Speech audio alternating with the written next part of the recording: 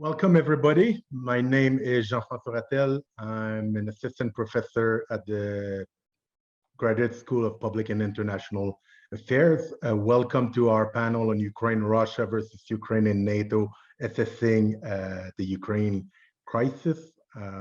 First, I want to say we are very sorry that Samuel Charap won't be able to attend due to pandemic-related issues.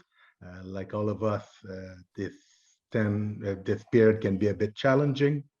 I'll explain, first of all, the logistic of the webinar, then discuss a little bit about how we'll manage the Q&A, and we'll move to Professor Shevel and Professor Shevel to present about the topic. So they will have 10 minutes, most likely, to set the table for an exchange, a discussion about the current situation in Ukraine and the risk of a military conflict between Russia, Ukraine, and potentially NATO.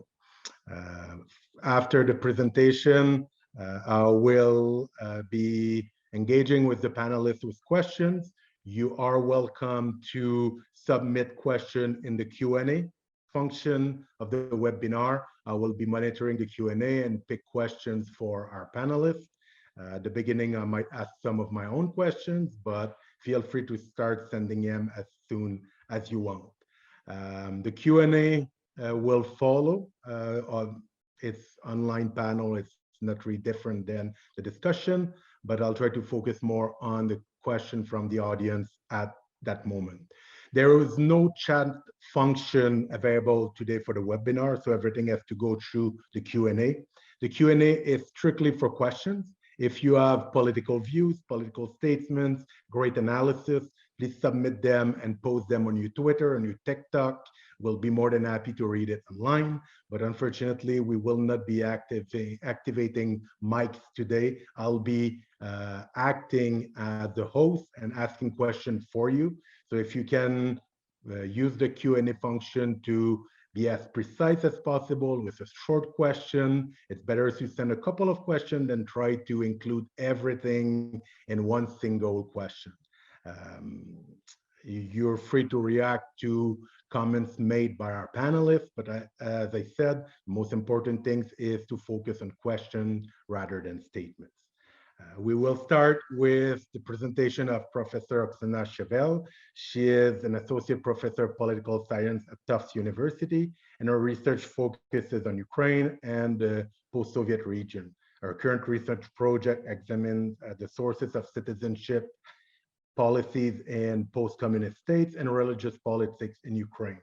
She has published a book at Cambridge University Press, Migration, Refugee Policy, State Building in Postcommunist Europe. She is a member of the PONARS Eurasia Scholarly Network, as well as being the vice president of the Association for the Study of Nationalities, ASN. Oksana, it's all yours. You have 10 minutes. I'll let you know when your 10 minutes are done. And we're looking Thank you very much, Jean-François, for the introduction, and thank you for the organizers for inviting me to share some thoughts on this important topic. I'm going to focus my remarks on sort of domestic angle of the current crisis, and we can then in the Q&A address, I'm sure there will be other more in-depth questions and broader implications. But I want to start with a little bit of background, not too much, not to bore you all with history, but there is an important point I do want to emphasize to this audience. The sort of how has politics, and especially Ukraine's predisposition, Ukraine's relations with Russia, what has it looked like in Ukraine since Ukraine became an independent state in 1991? Many of you have heard the term of Ukraine as a divided country. This term, in various ways, from scholarly perspective, may be said problematic, or at least the divisions are much more complex than this sort of simple East-West divide. But the broader importance of this sort of concept, or the reality of Ukraine as being somewhat divided, is that there has always been a natural constituency in Ukraine that was Russia-friendly. That in part due to historical differences between Ukraine's regions, Ukraine's electoral geography, where more sort of Russia-friendly electorate has been concentrated in the east and south of the country, and in the early 90s also substantially in the center. And what it really meant for Ukraine, that throughout the course of its post-Soviet history, there has been more or less an alternation in the political power between presidents who could be considered to be sort of more Russia-friendly or more kind of pro-Western. And that was the natural order of things. So essentially say if a pro-Western president came to power, or somebody who declared to be more pro-Western, usually they disappointed the electorate because they were not able to deliver on things such as economic reforms, fighting corruption, and so forth. And then they were punished in the next election, and the voters, chose an alternative that was more sort of Russia-friendly. And that was kind of the natural order of things. And that had important consequences for the current crisis. Why that is the case? Because it essentially gave Russia a natural leverage over Ukraine's affairs to some extent, right? That leverage, of course, was not just limited to sort of this voter electoral geography. That was kind of natural occurrence. Russia had all sorts of other leverages through economic elites, through the oligarchs. It's, essentially anybody who made any money in Ukraine in some way or the other was able to benefit from the shady deals with economic gas trade and transit and so forth, right? So essentially what I'm trying to say here, that Russia was well positioned to continue to exercise influence over Ukraine. So if this whole sort of current crisis today is because Putin, doesn't want Ukraine to turn decisively to the West, to join NATO, these things were not really on the table. NATO membership was not on the table for Ukraine. Like, yes, there was, of course, some, elites and some parts of the public that was in favor of it. But if we look at opinion polls, before 2014, barely 25% of the population, if that, would have supported any such move in the referendum, right? And that situation was really what I want to emphasize. It has not really changed, and probably would have not changed for many years to come. That has not changed after 2004, so-called Orange Revolution, when a pro-Western president at the time, Yushchenko, was brought to power by popular protests, who again disappointed the electorate, and ultimate elections brought President Yanukovych, who was much more pro-Russian. Now, so if we fast forward to 2013, 2014, then President Yanukovych begins to negotiate association and free trade agreement with the EU. And Russia essentially starts a trade war against Ukraine. So this goes to sort of, I think, a broader point, like what are really Russia's goals in Ukraine? Is it just about NATO? I would say, and we can certainly get more into it in the Q&A, I don't think it's just about NATO. And I think the developments in 2013 illustrate this, because Yanukovych was not talking about NATO. It was a free trade agreement, and yet Russia did not even want that allow for Ukraine to happen, right? So then Yanukovych gets ousted in the protests known as Euromaidan in the winter of 2014. And this is when Russia moves in to annex Crimea and start fomenting insurgency in eastern Ukraine. From the Russian standpoint, or at least the way it was presented, of course, we can still sort of keep guessing what were really Putin's true intentions then, right? But supposedly the goal was to prevent, again, NATO membership and prevent sort of some decisive turn of Ukraine to the West. Now, ironically, but that's what I would argue, that by trying to prevent Ukraine's moving to the West, Putin lost the leverage that he had over Ukraine. Why has that happened? Two reasons. First of all, the most pro-Russian voters, millions of them in Crimea and in Eastern Donbass, were basically removed from Ukrainian voter rolls because they no longer vote in the elections. That profoundly changed Ukrainian electoral geography to the point that it's now mathematically essentially impossible for a pro-Russian candidate to win at the national level, and pro-Russian parties' representation in Ukrainian parliament declined substantially. The second impact of this aggressive move in 2014 was dramatic change in Ukrainian public opinion, including in historically Russian-friendly southern and eastern parts of the country. If there is interest, we can go more in opinion polls in the Q&A, but I just want to mention just a few things. So, for example, on the question of NATO membership, if there was now a question in a referendum about NATO membership, it would actually pass. About 54%, according to the latest poll from November that I have seen, now support membership in NATO. The numbers, I mean, of course, there is regional variation and there is less support still in the South and the East, but even in the South and the East, recent research that was just presented at the EISN last week by Ola Onuch and her colleagues who did polling, including in East and the South, shows the numbers doubling in the South and East of Ukraine, right? So this is really ironic, I would say, that Putin, by trying to bring Ukraine, sort of keep Ukraine in Russia's orbit, essentially lost the leverage by his own actions that he had over Ukraine, right? So which brings us, right, to the current crisis. So where do we stand now? Sort of what can we expect? Again, if there is time in the Q&A, I could go into some, I think, interesting points that we see in Ukraine. For example, Ukrainian government sort of downplaying the threat of invasion, right? Like, is that like, why are they doing it? Is this a good strategy, right? Ukrainian sort of public having this very sort of grim resignation attitude to this. Again, sort of the idea is that we have been living with the Russian aggression since 2014. So what is really new, right, is that again, so we can go more into this in Q&A, but sort of the broader point I want to make about the current situation, that I think given how electoral geography, how popular opinion has changed in Ukraine, again, ironically, I would say, as a result of Russian actions since 2014, basically now would make sort of keeping Ukraine in Russian orbit, short of full-scale military invasion and occupation, essentially very, very difficult, if not to say impossible. I would even go as far as to say that that's what it would take now, right? So again, if we look at the recent opinion polls from, say, December of this year, that shows some 50% of Ukrainians nationwide are ready declare their readiness to resist Russian aggression, some 33% of them militarily and another 20 sort of with civic resistance, right? So we're really talking about, and again, these numbers, there is regional variation, but we see these pretty high numbers in the South and the East as well, right? So this idea that has been circulated among some analysts of Zelensky government somehow falling and being replaced by some pro-Russian government or puppet, I think is completely misplaced. All right, I think if we look at sort of what's happened in Ukraine domestically, there is really no basis to make this assumption. If anything, if Zelensky government were to fall, I think it could only get replaced by even more anti-Russian government.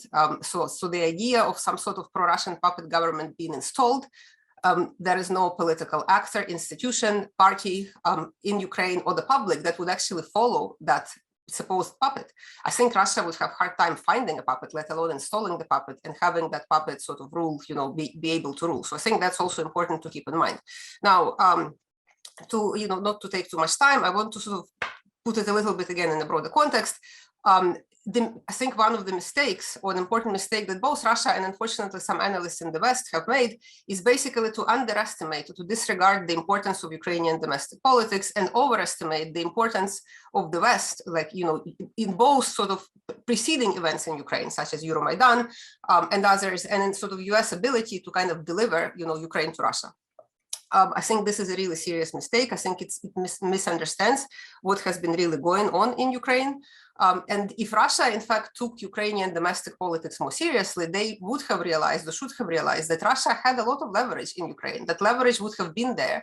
That leverage did not disappear in 2014, right? So if you see Euromaidan, sort of this is where, I think it's a little interesting, kind of almost ironic situation, right? Because if you see Euromaidan as orchestration by the Western powers, right, then sort of the assumption is that the Western powers have all this leverage and they can actually make things happen and deliver Ukraine to Russia. But of course, Euromaidan itself was primarily domestic politics driven uprising. We can go more in the Q&A if there is interest, right? And then domestic politics also currently is such that any of these sort of IR assumptions that there could be some kind of puppet government installed, right, or that somehow sphere of influence could be reestablished without, as I said, some sort of massive occupation and military presence, I think would be incredibly difficult. We can talk a little bit more. I don't know how I'm doing on time. But I think one interesting thing would be to also think about the differences between 2014 and now, right? So like some might say, well, in 2014, Russia was able to achieve what it's considered to be its objectives. As I said, I think these objectives were quite mistaken, and in a way, Russia hurt its interest rather than advanced its interest in Ukraine. But say, like, if they did this in 2014, couldn't something similar be done now? I think it would be very difficult for a few reasons. So first of all, Ukrainian army was singularly unprepared in 2014. They had just a few, 1,000 fighting force. I mean, there was just collapse in the government, right? The armed forces were basically neglected. So force, right? So Ukrainian army now is in a different position. Yes, Russian army is still stronger, but that's still an important difference, right? The legitimacy crisis that Ukrainian government suffered in 2014, that there were genuine protests in Donetsk, specifically in Luhansk, also in some other parts of the south against the post-Euromaidan government. There is now nothing along these lines that Russia can sort of say that there is popular demand for this kinds of action and keep plausible deniability that they did. Or that they were able to keep in 2014, right? So I know that I'm getting a signal that the time is up, so I'm going to leave it at this. But again, the two broader points I would make, that Ukrainian domestic politics has been and remains such that Russia continued to retain quite a bit of leverage. So all of these fears about sort of impending NATO membership were really misplaced, I would say. right? And I think underestimating the importance of Ukrainian domestic politics, domestic drivers, yes, very messy, very complicated, but really internal drivers of the events in Ukraine, and overestimating this sort of the hand of the West, right? I think was also a strategic mistake. And I would say both analysts and, Russian political actors, if they were to, listen, should pay much more close attention to what's happening domestically in Ukraine. Thank you. Thank you very much, Professor Shevel. We'll come back to a lot of those topics in the Q&A. We're moving to Professor Dominique Harel. He holds the chair of the Ukrainian Studies at the School of Political Studies here at the University of Ottawa. He is the author of an upcoming book, Ukraine's Unnamed War, co-written with Jesse Driscoll from San Diego University. It will be published in August this year at Cambridge University Press. He has written extensively on language and regional politics in Ukraine, published several books, including The Battle for Ukraine. Its most recent publication, Jerry Off Scholar and Entrepreneurs, can be found also if you look at it. He is organizing annually the annual Danilou seminar here at the University of Ottawa.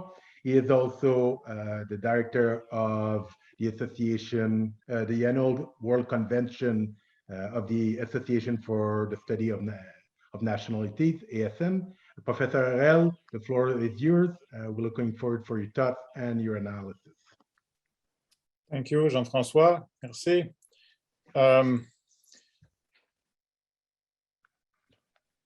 What we've been witnessing in the past already months, but particularly in the crescendo in the last few weeks, I would call it a two-level game. There's obviously the geopolitical aspect, but there's also the identity aspect that Oksana talked about already. The geopolitical aspect, much of the emphasis internationally in the media and discussion has been on that, the whole NATO question. And of course, that's what Russia wants. Russia wanted the summit, wanted all these one-on-one meetings with American officials, like last Friday, made these maximalist demands regarding NATO. And lost in all that is almost like, the ground level game. And here, what we hear a lot, a complaint from Ukraine, and Oksana touched on it, is that it's as if Ukrainians don't have agency, that it's all basically a game of geopolitics. So let me touch on that. I'll make 2 points. The first on geopolitics and realism. I think there are actually 2 aspects to this so-called realist debate. The realist. The first one, and it was we had a very good illustration in foreign policy this week. Stephen Walt, famous IR scholar at Harvard, Seva Gunitsky at the University of Toronto, about whether Russia, essentially it boils down to, is Russia reacting or proacting? Is Russia the victim of geopolitics, or the initiator, or if not the aggressor? Are we here in this problem because NATO expanded against Russia's will in the 1990s? That's a debate that takes a lot of space in the public domain. I don't want to touch that. I know it's an interesting debate, but essentially kind of a dead end. There's 2 positions, and they don't really talk to each other. The second aspect, I would say, of realism is more interesting, to me at least. And I believe, that's my interpretation, I can't speak on his behalf, but Sam Charap is tilting more in this second dimension of the debate. And I would call it the asymmetry of will. What do I mean by that? Is the hard reality that Russia is willing to fight over Ukraine. So we're not talking about whether it has the right, whether it's evil, good, etc. It's not normative. It's just plain whole hard facts. That's basically since 2014, it's been pretty clear, Crimea and then Donbass. Russia is willing to fight over Ukraine, something that probably for almost all of us was unimaginable, that there would actually be a war between Ukraine and Russia in the post-Soviet era, the first 20, 25 years. Well, it happened. But the other reality is that the West is not willing to fight for Ukraine. By fight, I mean militarily fight. So there is this asymmetry of will. It has been restated very clearly by the Americans, by the NATO members, European leaders, that everything is on the table but sending soldiers to fight on behalf of to defend Ukraine. So that is the hard reality. Russia is willing to do it, the West not willing to do it. So if there is to be an enhanced war, not a new war, there's an actual war going on for 8 years. It has turned into relatively low intensity, but it's still a live war with people dying, mostly soldiers, but and almost 80 Ukrainian soldiers were killed just in the past year. It's a hot front. It's not Cyprus, where basically you've got a cold war. If there is to be an enhanced war, the one thing that we know, I suppose almost for sure, but it's near certainty, and Russia clearly knows that, is that the West won't fight for it. There's going to be economic sanctions, but not direct military intervention. Maybe they'll send more weapons, lethal weapons, defensive weapons, who knows, offensive weapons, etc., but not fighting. That is the hard reality. And it segues into what Oksana had to say from kind of the domestic standpoint. In the calculations of Russia, or us basically observing on the ground the situation for the last 8 years, we don't know what Russia is going to do. But if there is to be an enhanced war with a static front now suddenly becoming dynamic, and armies trying to gain more territory, there will be much more cost on Russia, military cost, even if Ukraine ultimately cannot match the Russian army. It's just, the Russian army is so far superior, not only to the Ukrainian army, but to any army on the European continent. That's just the reality. But there will be more cost, significantly probably more cost than there was in 2014. There was, to speak very, very plainly, very little military cost that Russia itself, I'm not talking about these pro-Russian fighters in Donbass, but Russia itself incurred in 2014. There was no cost whatsoever in Crimea. And it was relatively minimal in Donbass because there wasn't much of a Ukrainian army. They were fighting volunteer battalions, people who with great courage and enthusiasm, but not much military training. That's not the case now. So that's the one point that we need to keep in mind, the enhanced cost for Russia, that's in the calculation. Now on the conflict itself, time's flying, I have 3 minutes left. The conflict is an unnamed war. That's the title I'm pitching the title of our forthcoming book, because Ukraine continues not to refer to it as a war. It used to be like a police operation, anti-terrorist operation. Now it's a Russian occupation, and the word war is always avoided. But there is a de facto war has been going on. But what has also been in place since 2014, 14 and particularly 15, February 15, is a diplomatic track, the Minsk Accord.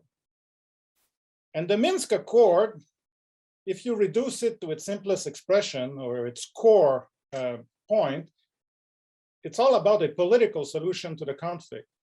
That there is no military solution to the conflict. There has to be a political solution in the conflict. And what's the political solution? The solution has to be a special status to the disputed territories. In other words, autonomy, even if the word is not used.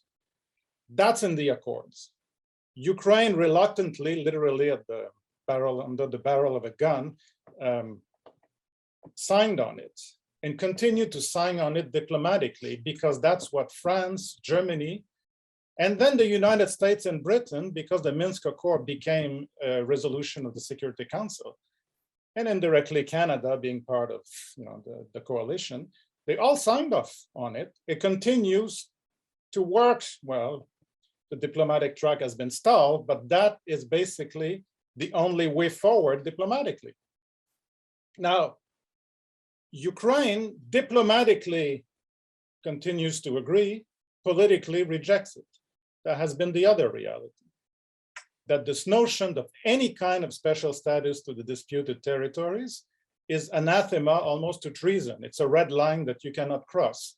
Now, whether it was Poroshenko or now Zelensky, the political position has remained the same. It cannot happen. Almost ontologically, it's rejected because the war is seen, even if the word war is not used officially, as a war of aggression. So you can't reward aggression. So I would submit that that is agency. That's a choice that the Ukrainians, or that's the political landscape that Oksana talked about, that's the reality. That's the choice. Now, Russia has made the choice of trying to pressure the Ukraine into yielding on this point by maintaining the war life, by breaking all the ceasefire.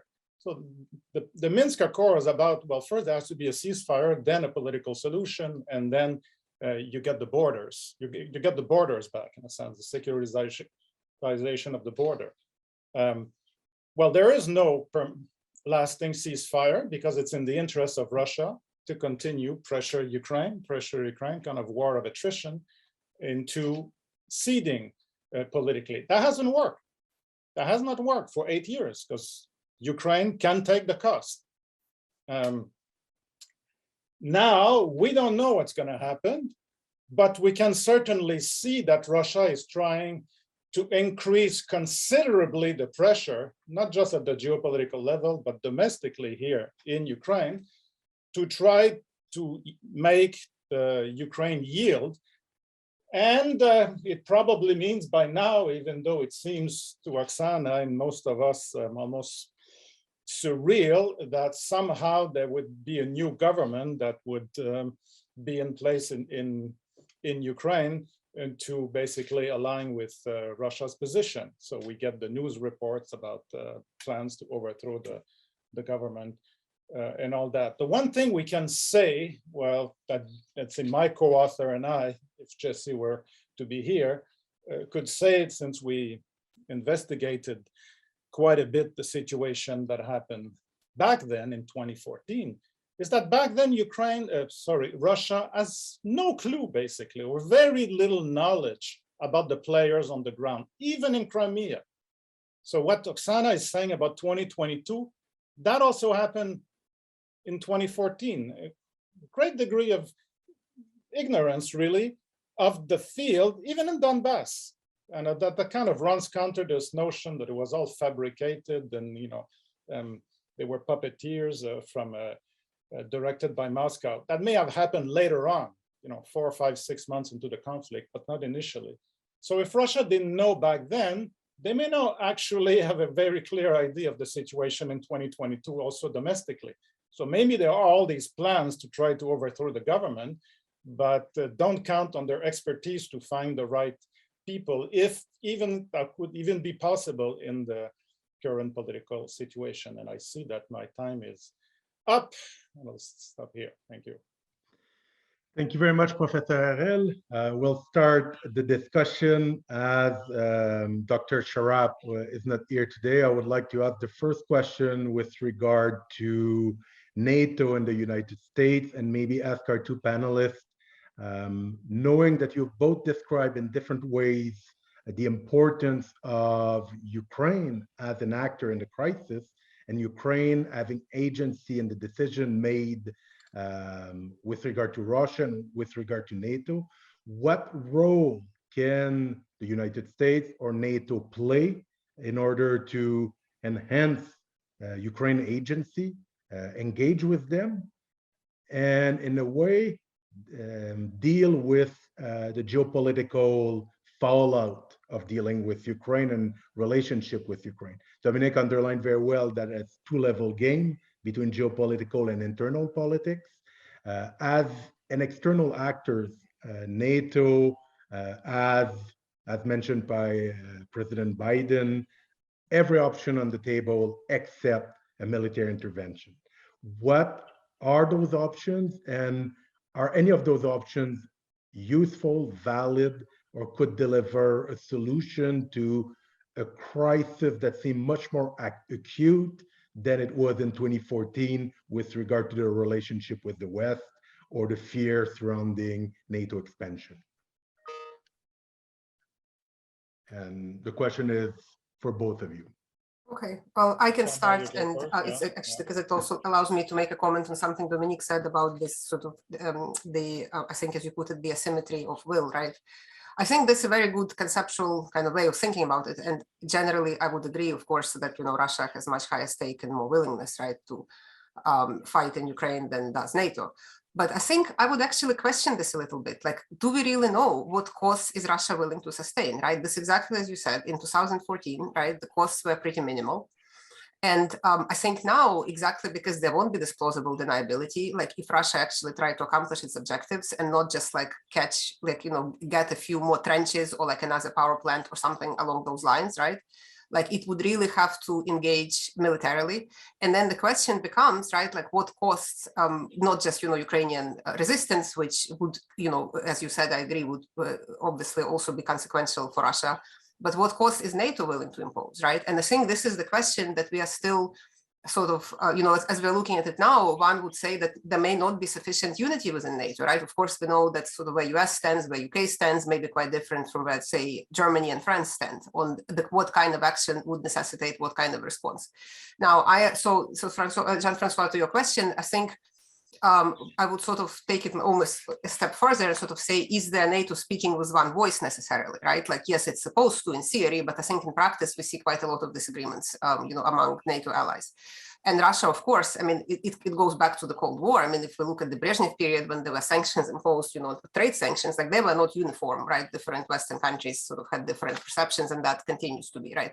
Now, we don't know, I mean, at least I could say, I certainly don't know what kind of talks are going on behind closed doors. So maybe there is very clear message sent to Putin, you know, in private, that certain, say, political, if we're talking about what specific sites, the cost would be like Nord Stream 2, of course, is one thing that, you know, could be on the table. SWIFT could be on the table. I would add to it this, you know, Russian elites, yes, they talk about, you know, how the West is rotten in various ways, but their wives, their children, their properties, you know, mistresses, they're all in the West enjoying Western lifestyle, right? Like if that were to change, right? If, say, it was made it difficult, not just for people in the government, but to their families, right, to enjoy sort of, you know, the ill-gotten, we can say, corruption gains or whichever way they acquired all these properties in Mayfair, like that might change Putin's calculus, or at least impact it, right? Like we don't really know. I mean, yes, he suppressed all the opposition in Russia. There isn't sort of any kind of public, you know, protest against his policies. But, you know, the elites, the support of the elites is important, right? And if, say, the costs on these elites were such that, you know, they may really feel the hurt, like it might, I mean, we don't really know this, I think we would be guessing, but I would say this is another sort of, in addition to the obvious ones like the Nord Stream, the SWIFT, right? I think this costs for the Russian elites that are enjoying their lifestyles and properties in the West, I think should be on the table. So I would maybe leave it at that and see what Dominique thinks. Well, on NATO, we have a lot of experts debating whether NATO should make a declaration or not. I mean, Russia is demanding essentially that NATO puts in writing, like some sort of like ultimate legal document, that Ukraine will never, ever, ever, ever be part of NATO. And then in addition, that by the way, like all NATO presence has to be removed from Ukraine. That would mean like the training of soldiers. Here in Canada, we have, of course, a Canadian mission. And they went even further for other countries of East Central Europe. So we have many realists, quote unquote, among experts who say, well, that would diffuse the situation. Either Ukraine should declare it, that it will be a neutral state, or NATO should kind of walk back the awkward statement. I say awkward in a sense that it was unusual, the statement in 2008 that Ukraine will be a member of NATO, but without a timetable. So it's kind of an ambiguous kind of a statement that was made back then at the summit. So we have that like as a potential solution to the conflict. I don't think it serves any purpose to say what my preferences are. It's not about my preferences, whether I think that Ukraine should be NATO or not. I have my views, obviously. I just don't think politically it's going to happen that NATO will make that declaration. And certainly, I think Oksana has made it pretty clear based on the current political landscape that it's not about to happen in Ukraine, that Ukraine will now suddenly amend its constitution and declare itself a neutral state. But the point I want to make here is that, well, NATO can play a role. That was the question. It already does play a role. Obviously, training of soldiers, the weapons, there's increasing pressure to send more weapons. That's not nothing if we have to envisage a terrible scenario that is hard actually to imagine, that not only that there would be a direct confrontation at the front line, but some kind of a now direct and expanded occupation of wider territories. Well, occupation also has cost, and then if there's to be resistance to the occupation, then the great powers and NATO can certainly play an indirect role, not a direct role, but an indirect role. But the point I want to make here is that contrary, let's say, to this strong school of thought that sees NATO as the fundamental problem or the status of Ukraine vis-a-vis NATO, I think it goes much deeper and than that, and Oksana, of course, alluded to that. There's nothing new in the Russian narrative, and it can go back 100 years, and I won't go there. But what is new is that it's so explicit and it's so thorough. I mean, we had President Putin publishing, what is it, a 5,000-6,000 word statement about it last summer, that basically Ukraine is an artificial state, that the government is not a real government, that the state is not a real state. Why? Because the Ukrainians and Russian, in this view, are one people. So when we talk about nation, the Russian nation invading the Ukrainian nation, well, in that narrative, no, because the Ukrainian nation is the Russian nation. That makes, I would say, almost in psychological terms, maybe that's not the right word, but in terms of the self-conception, it's certainly in identity terms, makes Ukraine, that's in that sense qualitatively different, I think, than Finland or Austria, two cases that have been talked about a great deal, two states that post-war have declared themselves neutral, and to this day are neutral and not NATO members, and Soviet troops were withdrawn from each territory. But in the Russian national conception, the Finns are not Russians. Maybe the Karelians were. That's you had a disputed territory at the border, but not the Finns, and the same applied to Austria. So we keep hearing, and Lavrov again repeated it, I'm sure it's on a daily basis in the Russian media, that the government is not real. And this view, when you have a view expressed either by Zelensky, the president, or any official, that Ukraine is a sovereign state and therefore can decide its policy away or different from Russia, these are agents of the West, literally. They are basically deprived of their own agency. They are implementing the views of foreign powers. The real Ukrainians, quote unquote, are those that are aligned with Russia. So that is said so explicitly while making these demands on NATO that I don't think we can decouple the two. One goes with the other. Yeah. Can I just echo this, because I had the exact same point to make. I totally agree with Dominique. I think the analogies with Finland and Austria are really misplaced, because this sort of Russian idea of a sphere of influence or, over Ukraine goes much deeper than just military alliance, like much deeper. And to follow what Dominique is saying, I think in Russia, there is also this dangerous thing. We actually see this in Putin's, not only his treatise about, how Ukraine and Russia are one people, but also his dismissal of opinion polls from Ukraine that actually show that, Russian speaker leaders in Ukraine have different views, because his narrative, and he actually made it explicitly, I remember coming across recently, and it may have been one of the Valdai comments that he made, that these opinion polls cannot be trusted because people are afraid to say what they really think, right? So in other words, even hard evidence, what, you know, we social scientists would consider, you know, hard evidence from national representative opinion polls is being dismissed as somehow being like untrue, right? So then you sort of have this self-fulfilling, of course, we don't really know what's, you know, in Putin's head, but it seems to be this really kind of self-fulfilling image, right? That you are claiming that, you know, they're one people and dismiss any evidence to the contrary, right? Whoever says to the contrary is either a Western agent, right? Or they are basically hiding their true preferences in these national polls, right? So that's a very dangerous, I think, worldview, right? And from that follows, you know, the policies I think that we see do fit with that in unfortunate ways. Thank you very much. Let's move to a question about from Russian perspective or Russian analysis. You have both underlined in a way or another that Russia might be out of option with regard to internal policy. They had in Ukraine, they had the feeling that they could manage President Zelensky as a candidate that was more open to certain ideas than President Poroshenko. Professor Shevel underlined very well that it did not happen, that Russia had maybe overplayed their hand with regard to the strategic use of Crimea, Donbass, with regard to the public opinions in Ukraine. My question would be extremely simple.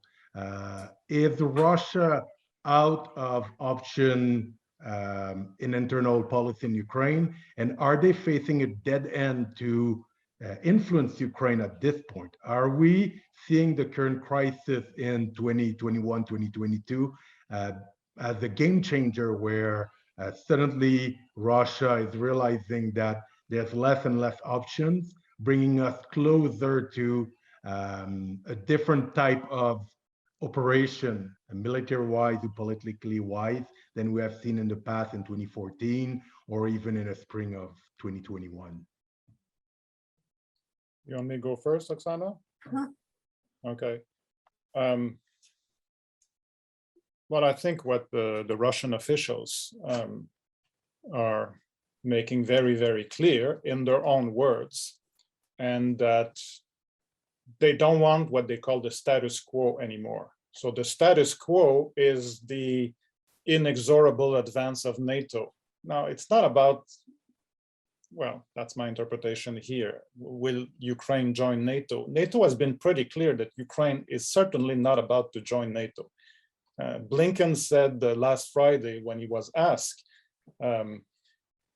if the military option was on the table, his answer was that it can, well, I'm rephrasing what he said, but essentially that Article 5, the famous Article 5 of the Charter, is saying that if a member state is attacked, then the alliance will come to its defense, or something like that, Article 5. So he said, Blinken, that the US would consider military an option when Article 5 is activated. And of course, Ukraine is not part of NATO, so there's no Article 5, which is a way of saying that we're not about to invite Ukraine to join NATO, because then the military option would be on the table. So I don't think it's the status per se, but the reality of greater actual NATO military or NATO presence in Ukraine, irrespective of the status, the enhanced training of soldiers, and then under the Trump administration, for some complicated reason, it's actually Trump, or rather his administration, that decided to send, to start sending what they defined as defensive lethal weapons, the Javelin missiles and so forth. So clearly, it goes in one direction. From the Russian perspective, that status quo, in a sense, it's inexorable.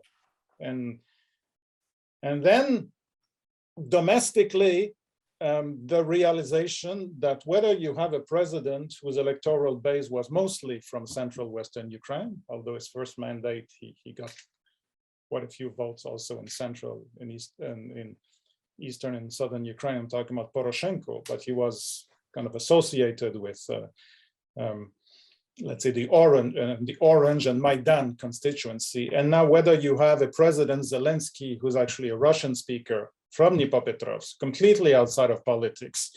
I could add, for those of you who know a little more about Ukraine, a zillion years away from the narrative of Bandera and World War II and, like the staples of Ukrainian nationalism, that absolutely was not his universe. Zelensky, he comes in as president, and essentially within a year or two, his policies are identical to Poroshenko on these fundamental questions vis-a-vis Russia. He even goes further in terms of sanctioning political opponents, particularly of the NATO party of regions. So that sense that kind of status quo, which means that the Minsk Accords are stalled and then Russia is not getting what it wants, etc., provides the context for what we've been observing. We don't know what the next move will be, but that's the context because that's what Russia is telling us. We don't want that. We want to break the status quo. Now, out of options in terms of the domestic situation, I mean, Oksana is observing that very, very closely, and many of us, and that's what we see, that Ukraine is becoming inexorably, in that sense, more Ukrainian, the Ukraine that the government actually controls, obviously not referring to Crimea and the so-called People's Republics in the Donbass. It becoming more and more Ukrainian. But that's how we see it.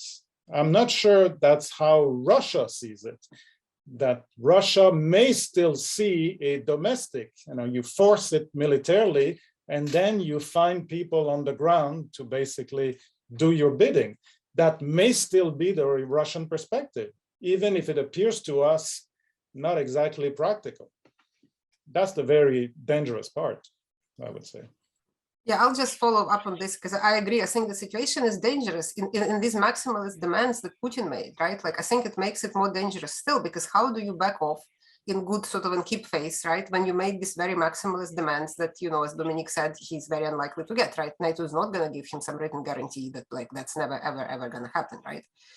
So in a way, you're sort of cornering yourself. How many times can you amass these troops on the border and then sort of step down without really doing anything, right? So I think that's like, so that certainly, makes it more dangerous. Now, if one were to sort of try to think of more optimistic scenario, right? If you think of security not as sort of this indivisible either or, but as consisting of many sort of specific potential threats and ways to diffuse them, then I think Russia does have options to engage with US in particular and NATO sort of more generally on concrete things, right? Like if say there are concerns about military exercises. I think that was actually one of the proposals, if I remember reading in the news relatively recently, that there would be some sort of joint monitoring of such exercises, right? So in other words, like you announce them ahead of time, like you have more transparency, right? Like you monitor them. There are certainly agreements could be made on various, treaties that, some of it that Russia pulled out of, right? Like sort of these concrete steps, right? Like, so I think the West is willing to engage on these sorts of things, right? But that makes security much more, sort of the gains are potentially less because you're not getting this one big prize of, as in like promise on a piece of paper from NATO, right? But you are potentially still addressing your, what many might say, legitimate security concerns, right? But it doesn't seem like Russia is quite prepared to engage on these terms. I think for them, it's much more sort of geopolitical worldview. Here are these two great powers, like they're the only ones that matter. These Ukrainians are basically a nuisance at best, right? Or sort of fake state at worst, right? And even, NATO allies don't have their own mind and kind of US can speak for them all, right? So again, like, if that's indeed how these negotiations go, I think it does make it potentially very dangerous. And I sort of come back to my point, which is really ironic that Putin had all the leverage and he didn't really lose most of it in 2013, right? So it's really his actions in 2014 that, in a way kind of cornered Russia in a way that it was not, potentially cornered before, right? And lost its leverage in Ukraine in a way that it could have kept it. So I think now it is indeed very difficult. And it's almost like, it's, again, if you sort of look at what's happening, the response in Ukraine domestically to when Putin made this announcement, or not the Putin, but British, intelligence made this announcement that there is this plan supposedly for the puppet government, right? Even the proposed puppeteer, this Murayev, right, this pro-Russian politician, came out and said he doesn't want anything to do with it, right? It sort of becomes very toxic now to be explicitly associated as some sort of Russian actor, right? So in a way, it is like really quite ironic, right? So by taking the steps that you think it increase its security and influence, you're ultimately losing influence and potential security and really limiting your options to now this very drastic. I mean, as Dominique said, like if it did come to military confrontation, we are talking about like dramatic, major humanitarian consequences, right? Like just terrible even to think about, right? And unfortunately, like this scenario is now more likely than it has ever been. And again, I would sort of go back to kind of misinterpretation of what was behind, what was driving domestic political process in Ukraine all these years. Thank you very much, both for your answers. Question about domestic politics and public opinion. Would you be able to discuss a bit your perspective with regards to public opinion and domestic actors in Russia with relationship to a war in Ukraine? So with regard to the electoral cycle in Russia, or even connected to Ukraine, if you prefer, Professor Shevel, you discussed a bit about public opinion in Ukraine with regard to the insurgency fighting the Russians. We have a lot of questions with regard to political forces in Ukraine also. For example, more known far-right groups in Ukraine. What are the position of the different actors in Russia and in Ukraine with regards to a military confrontation, or let's call it a diplomatic resolution of the conflict? Okay, let me maybe start with just brief comments on these two questions on sort of the nationalist groups in Ukraine and public opinion in Russia. Like, I'm not an expert in Russian public opinion, but I would say, you know, based on what scholars who studied Russia and the role of public opinion in this authoritarian context, public opinion is important for authoritarian leaders. One of the kind of broadly speaking, one of the sets of circumstances when authoritarian leaders might lose power if for whatever reason they become unpopular, right? It could be ill health, it could be some crisis, it could be economic downturn. So Putin cares about public opinion, right? So sort of this idea that yes, he suppressed, you know, organized opposition, like you can protest and so forth. That's not to say that he can do whatever he wants with total disregard for public opinion. That's at least not the conclusion of Russia scholars. And I think that, if anything, offers some hope for the current crisis, because from what we know on Russian public opinion, I can't cite any sort of numbers off the top of my head, but it's not popular. This option of invading Ukraine militarily is not a popular option in Russia, which is very different from Crimea. So Crimea annexation was very popular, right? But since then, like various research has been done that sort of goes to show that really Crimea was kind of more of an exception. In other words, yes, Russian public supported that, but that's not to say that they would support sort of similar adventure, quote unquote, in other parts of the Soviet Union or now the invasion of Ukraine. So I think that is something, you know, I'll sort of leave it at that because I don't really have more to say now about it, but I think it's something that potentially gives a positive, gives hope there, right? So if there is cost, domestic cost as far as public opinion for Putin, right? Given that this adventure in Ukraine would be very unpopular, there is something, you know, positive potential to look at that.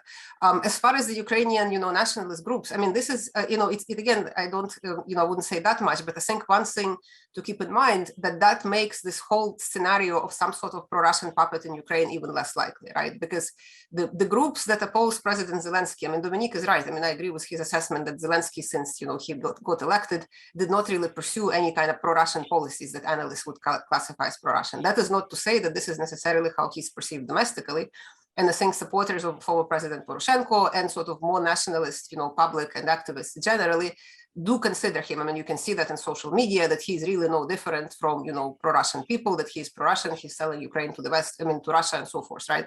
So there is this narrative out there, which I think only goes to show if Zelensky government were somehow to fall, that it would, you know, potentially, I mean, if we sort of try to speculate about this scenario, he could only be replaced by somebody even more nationalistic. Like the idea that he would fall to be replaced by some sort of pro-Russian force, right? Like just seems completely fantastical to me. So, you know, if I think Dominique is right, you know, if you sort of put it, the role of nationalism in the broader context, I think this giving this Donbass the special status, especially in the way that I think Russia wants, because it's not just, I mean, I would say for Russia, it goes broader. It's not just special status in, say, like trade with Russia, or even like some sort of local police force or language rights. I think ultimately it is about what they call federalism, that this region would essentially be able to veto Ukrainian domestic politics. And that's a really red line in Ukraine. I think if we sort of, you know, where maybe talking about it in a less stressful time, I think it is not actually inconceivable that Ukraine would agree to give this region certain rights that in practice, say, would make, use of Russian there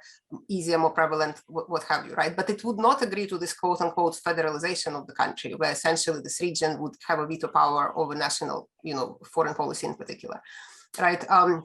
So, and I think, the role of nationalism plays a role in this, because if we go back thinking, I think it was 2015, right, when they tried to have the first set of these constitutional amendments, there was basically violence, right? And I think that sort of, even centrist political elites kind of backpedaled in the way that this became a red line, right? This special status on Russia's terms. So that's something that I would mention as a point as far as the role of nationalism. I have a slightly different take, not that different, but just a different angle, perhaps, than Oksana on this. What we have to remember is that Russia justified its intervention, although in Crimea it was like retrospectively, and in Donbass it's indirectly. What Russia has emphasized was what Ukraine is doing to our people. The emphasis was not NATO. Even the annexation of Crimea, NATO was pronounced for the first time after Crimea was annexed.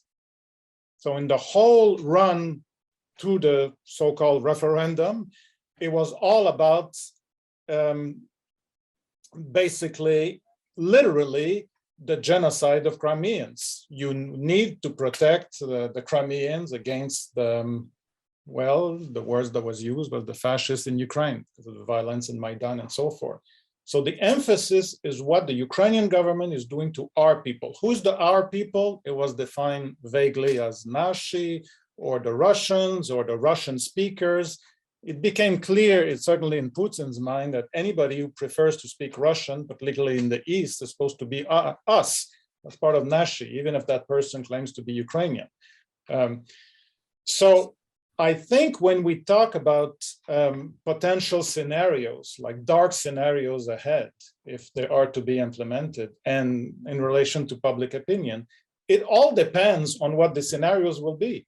Because if Russia manages to present to its own people that something terrible is happening to their people, which is now increasingly seen as their citizens, because of hundreds of thousands of people in the unrecognized republics have actually received Russian citizenship, then support may or may not go up.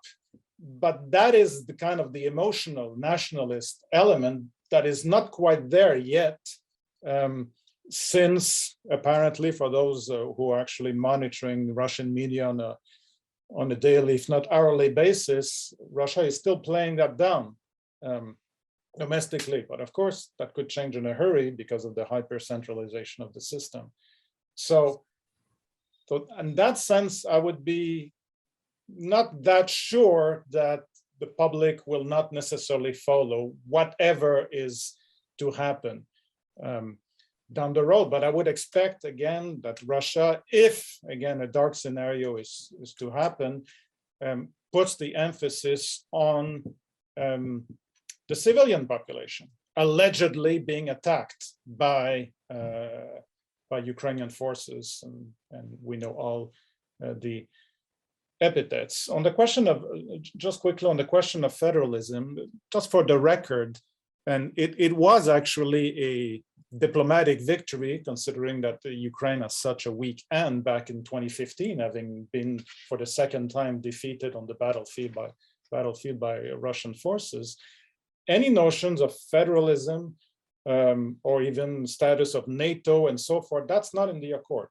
The accord talks simply talk about a special status and then mention language, police forces, things about economic, some economic rights, but it has to do mostly, again, with language and police. So security elements, not a veto. Not talking about Russia's plans, what Russia would plan, what to do with an autonomy within Ukraine. I'm talking what's in the actual document. Yeah, I mean, I would agree. I mean, I think it's a good, both angles that you are doing, Dominic. I don't disagree with those. I think with the public opinion, yes, I think you're right that it could be manipulated, right, and some sort of casus belli could be created, right? But still, like, I think there is a difference with, say, Crimea, right, when there was clearly, costless pretty much for Russia, right? No casualties and great support given sort of, Crimea's role in Russian historical psyche, for lack of a better word, right? So that's, I think, something that's now is different, right? So it would take more potentially effort maybe on the part of Russia to get the public on board, right? And again, since the Russian speakers in non-government controlled parts of Ukraine, like in Crimea and in Donbass, are not directly subject to Ukrainian rule, right? So to say that they're somehow being oppressed, I mean, yes, you can instigate some, I don't know, terrorist attack, like blow up. I mean, I think New York Times was saying potentially blow up this ammonia plant or something like this, right? But that's, I would still say like a bar is a little bit higher maybe now than it was in 2014, with the Crimean annexation in particular. Yeah, and on the Minsk, I agree. I mean, I think the text of the accord doesn't specify what the special status means. And I think Ukrainian side is particularly concerned that it could be interpreted to mean that essentially these regions, through whatever special status negotiations, consultation, like in agreement, right? You have to make policies in agreement with the side, like may actually come to having disproportionate influence domestically. I think the main fear is that, I mean, again, maybe we disagree on this. I think that's a bigger fear than sort of the specifics of like you have some local police force there who joined patrol, right? Like judges appointed in consultation, with local elected Soviets, or, the local parliaments. I think that potentially, maybe it would have been solvable, these individual issues, but sort of this broader thing, like what the special status means as far as, impact on the national level policies, I think that's where for Ukraine the red line is. What I could add quickly, I know there's other questions.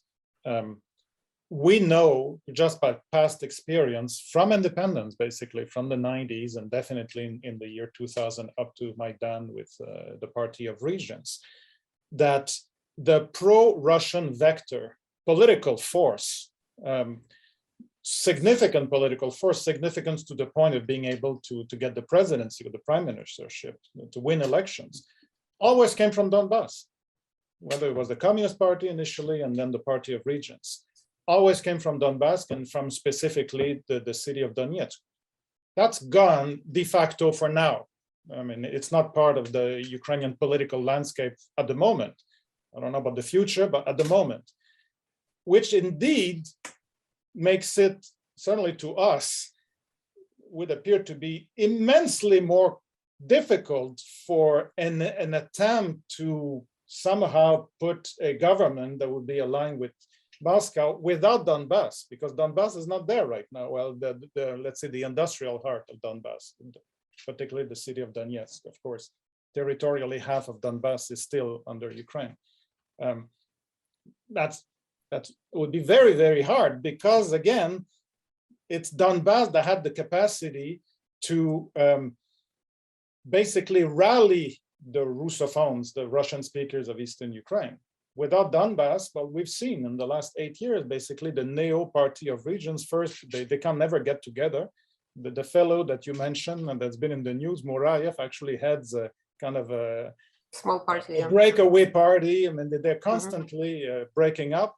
And even cumulatively, they don't get half of the score that they used to get. So it's a politically marginal force, actually, currently in Ukrainian politics. Now, the question about the Minsk Accords, perhaps the fear, is that if indeed down the road you get to reintegrate Donbass, like the heart of Donbass, would they be able to do what they were able to do 10, 15 years ago, basically to conquer politically Kiev and then to move the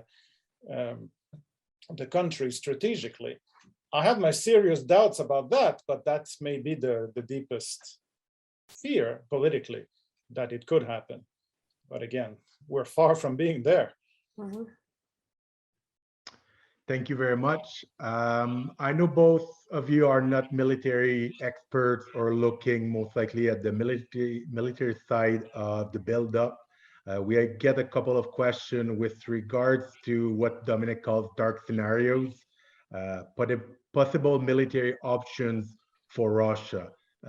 Would you be able to discuss if it happens, and I know we're not in the prediction game, but if it would happen, what are the military scenarios on the table for Russia if it decides to cross the Rubicon, for example?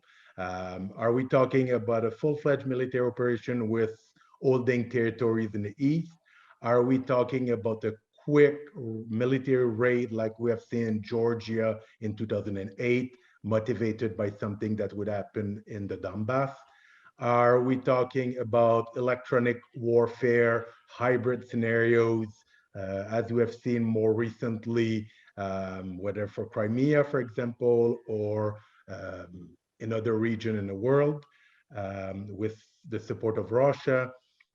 Or are we talking about a kinetic operation or strikes that would be done on Ukrainian military forces to prevent them to use new military technologies in the Donbass, like the new drones bought from Turkey, or artillery, something that is more related strictly to protecting the Donbass rather than targeting Ukraine more generally? I know you're not military experts, but I think a lot of people in the chat or in the Q&A are asking questions related to warfare. So your thoughts are very welcome. I can start. I mean, I'm indeed not a military expert. I had the introduction to military service, whatever it was called, in the Soviet high school, but that's sort of the extent of my military, background. But I mean, I think if we think about kind of hypothetically, what are the possibilities? I think an important point here is that I think is important, is like the more limited the action, the less the gain, right? Like, yes, the less potentially the cost, but also the less is the gain. So I think it is certainly conceivable, right, that Russia already does like various cyber operations, right? Like, is this disruptive? Sure, right? Like, is this really getting Russia much? Like, I'm not so sure, right? So if we think in the potentially the scale of increase, right, from some sort of cyber attacks, I mean, we already had some government websites that had that kind of stuff, right? So that's certainly disruptive. Is this really accomplishing any of Russia's big geopolitical gains, goals over Ukraine that it supposedly has? Like, it seems to me unlikely, right? If we think of something sort of smaller scale, as in, yes, you were mentioning, Jean-Francois, somebody's asking specifically about protecting Donbass. I mean, first of all, Ukraine is not attacking Donbass, but let's say like there is some sort of movement on the front line there, right? And let's say they capture another chunk of territory. Like, is this again sort of like, what exactly are you gaining and what are going to be the costs? So if you have to move at least some troops over the border, say you try to take the city of Mariupol, right, which is a port on the Azov Sea, which, I think one would argue, strategically important. They tried to take it in 2014, like then, Ukrainian forces and the volunteer battalions got it back, right? Like, that's already becomes like, yes, potentially the gain is now higher, but so also would be the cost. You can't do this and keep this sort of plausible deniability thing, right? So then we actually are in a situation of an invasion of Ukraine, right? New invasion. Sort of then there is the question, how is NATO going to respond? Are there going to be these kinds of sanctions, right? So we don't really know the calculus on the Russian side, right? But I mean, so I guess what I'm saying, sort of the more further you move into Ukraine and the bigger potentially the gain, right? Like, let's say like in the completely wild sort of maximalist scenario, maybe there is attack from Belarus, since now they have forces in their training, right? And there is attack, from the south and the east, and they even try to like go as far as like encircling Kiev and, replacing the government there. Could they achieve this militarily? Probably, right? Like after some fighting and probably thousands, if not tens of thousands of casualties, right? Civilian and military, right? Then what, right? Like, how do you rule this? Like, again, with the puppet government, I mean, I think like when we're getting in these scenarios, then sort of the potential instability and potential cost and really ability to achieve what it wants, what Russia may want, right? It seems to become very, very uncertain, right? So sort of the more you move, kind of the more larger scale military operation, the more the uncertainty, the more the risk, right? So is it conceivable that they could do this, like, as in like accomplish it militarily, given the overwhelming dominance of the Russian army? Probably, right? But then again, we're getting into sort of massive insurgency, population not supporting it. I read or heard of the scenario when they basically would not even supposedly enter big cities, but like destroy Ukrainian military, right? But then what happens in these big cities, right? If the population and the mayors of these big cities don't follow Russian orders, like how do you rule over that territory, right? Like, yes, you can destroy Ukrainian military bases. So it seems to me sort of like, again, I'm not a military expert, maybe military strategists have something more to say about that. But to me, it seems like the more clear the gain for Russia, potentially the higher the cost and the uncertainty. So I think, and this is what really, I mean, I hope like, and they're probably in the Kremlin, they're thinking the same thing, right? Like, okay, we have military capacity to do this. Like, what is our end goal, right? Can we really achieve what we want, right? And I think it would be very, very difficult, you know, for reasons that, you know, in particular, we talked about having to do with domestic opposition to any kind of such large scale. I mean, I think they would need full scale occupation, sort of like, you know, Germany occupying France during Second World War. I mean, that's the analogy that comes to mind, I think, to achieve really what Russia supposedly ultimately wants, right?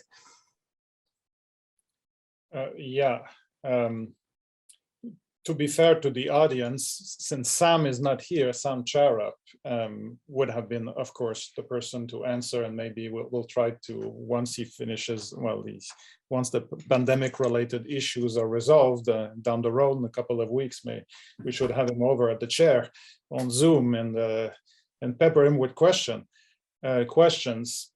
I'll say two things, although the last analogy of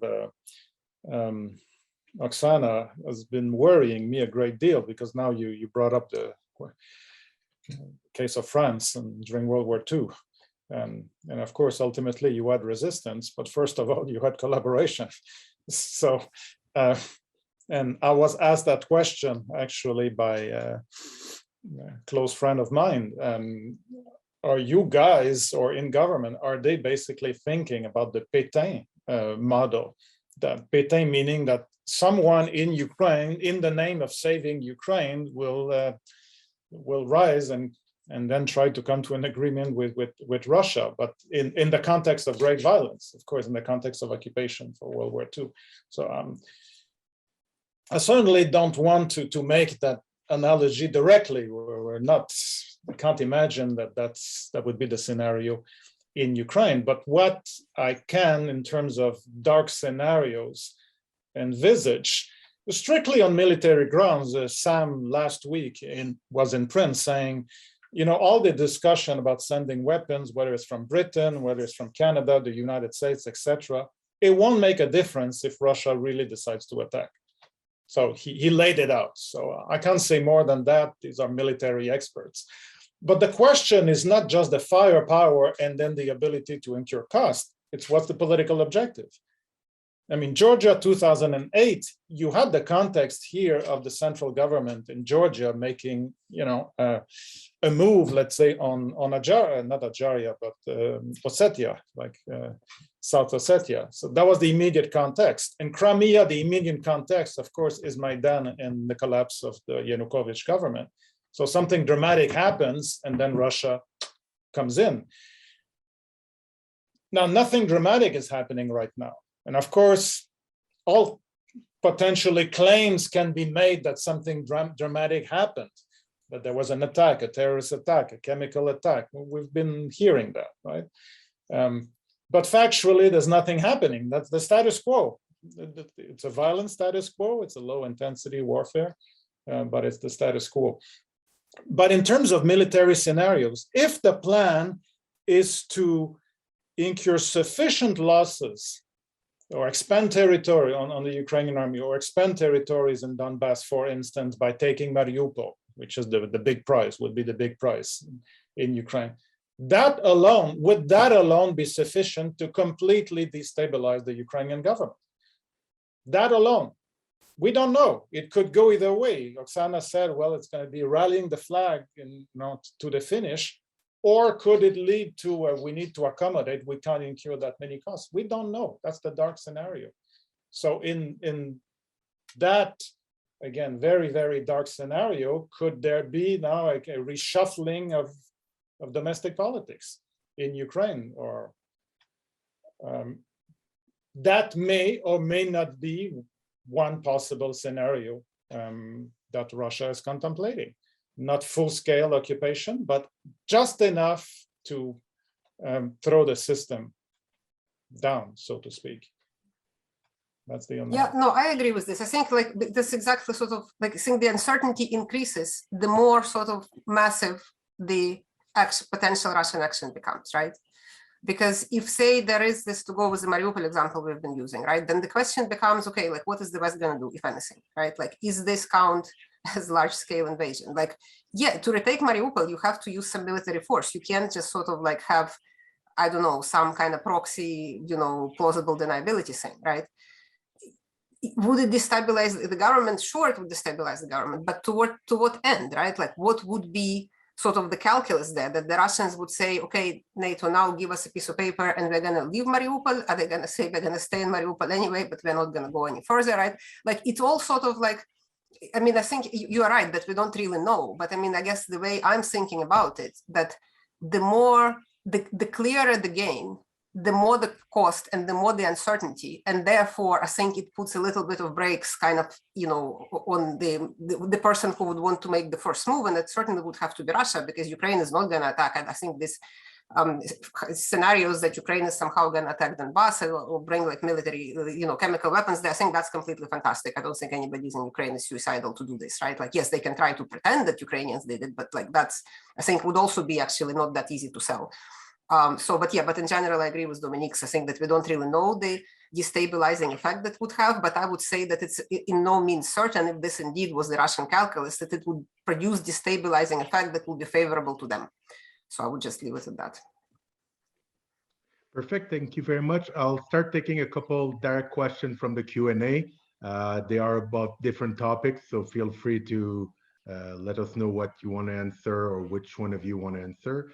So one of our questions, is it possible for Russia or Ukraine to yield on their position regarding the Minsk Accord? They seem to be both stuck on their position, and military action seems unlikely to change anything.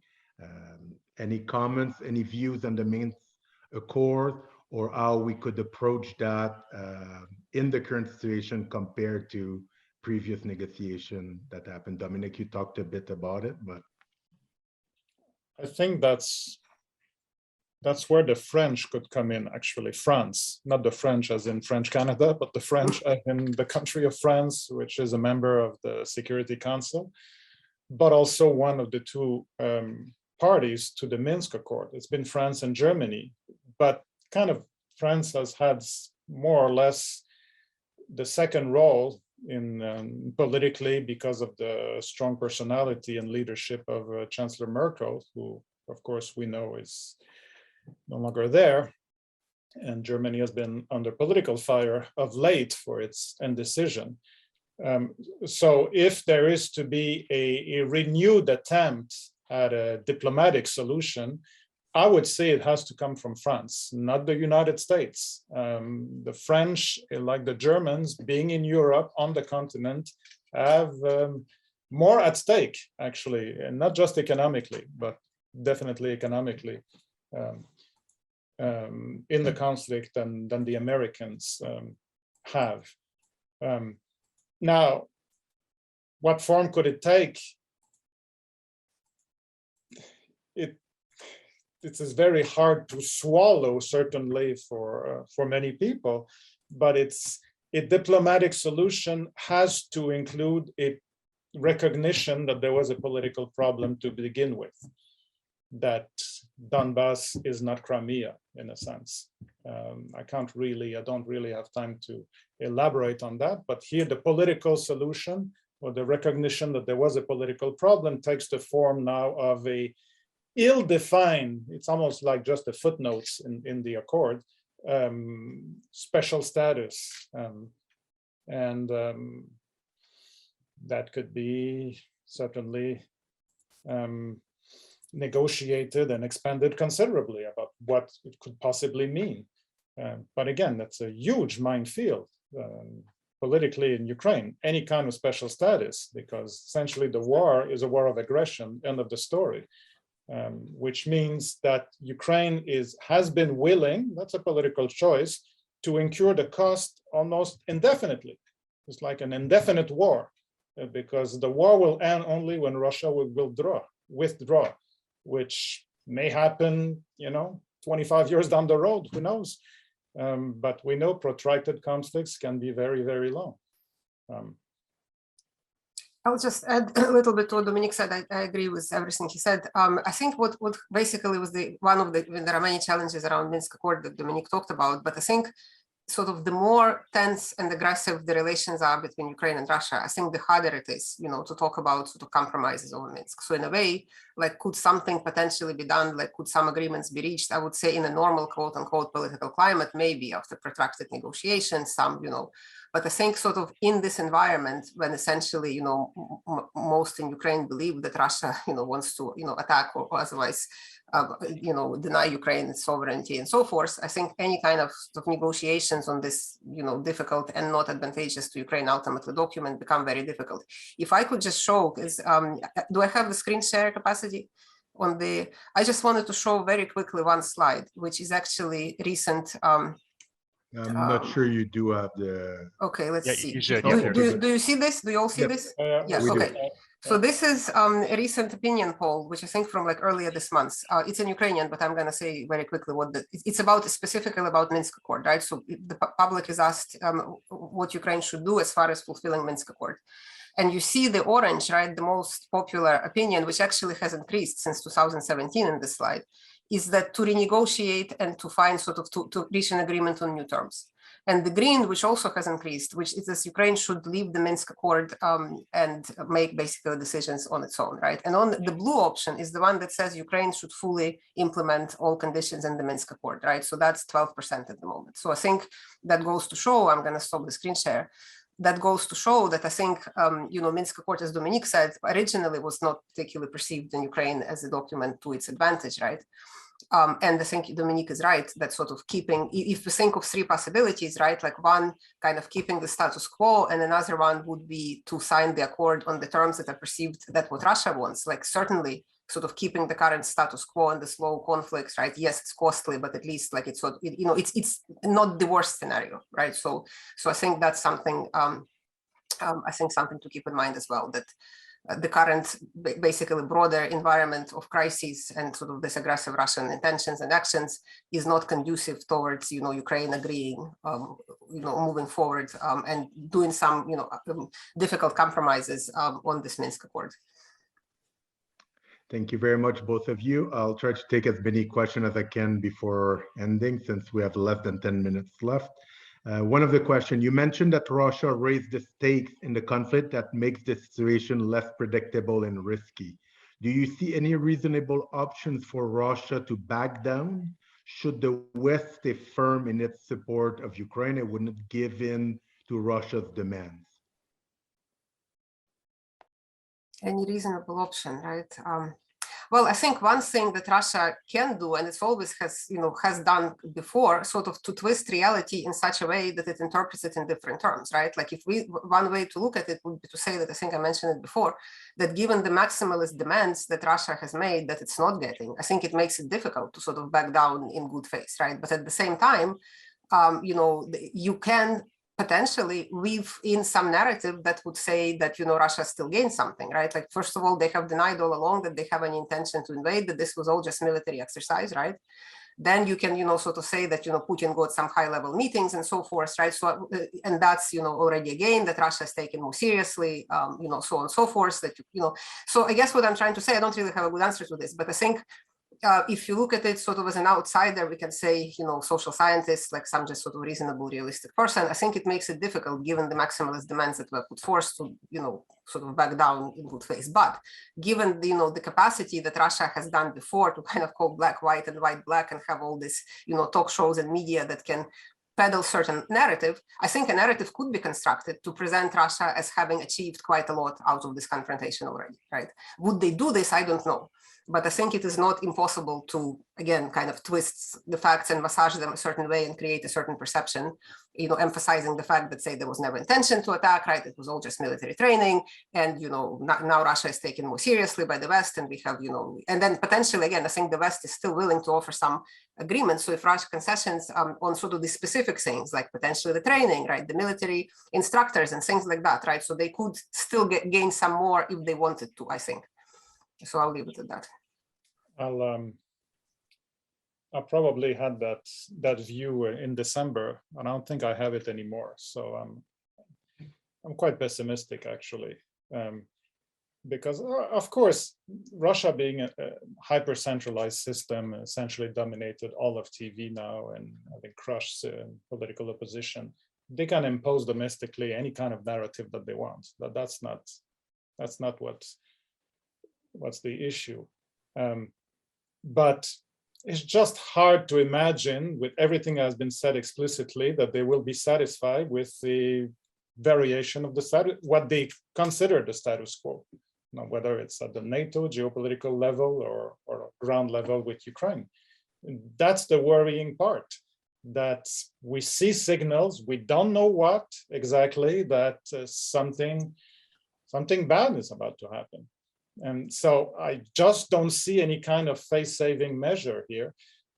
That being said, again, like with all conflicts, the escape zone is the diplomatic track, but the diplomatic track from Russia's perspective is not supposed to be sugarcoating what is already in place.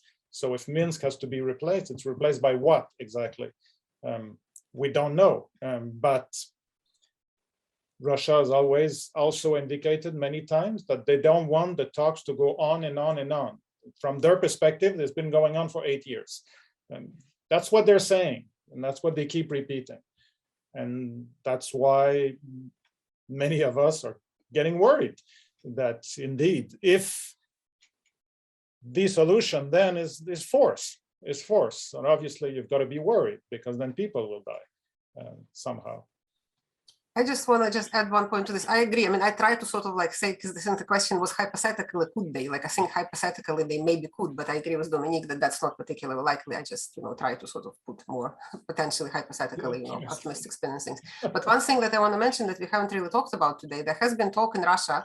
I think it was the proposal of the Communist Party, and I think the Duma is going to discuss it this week, to formally annex Donetsk and Luhansk, right?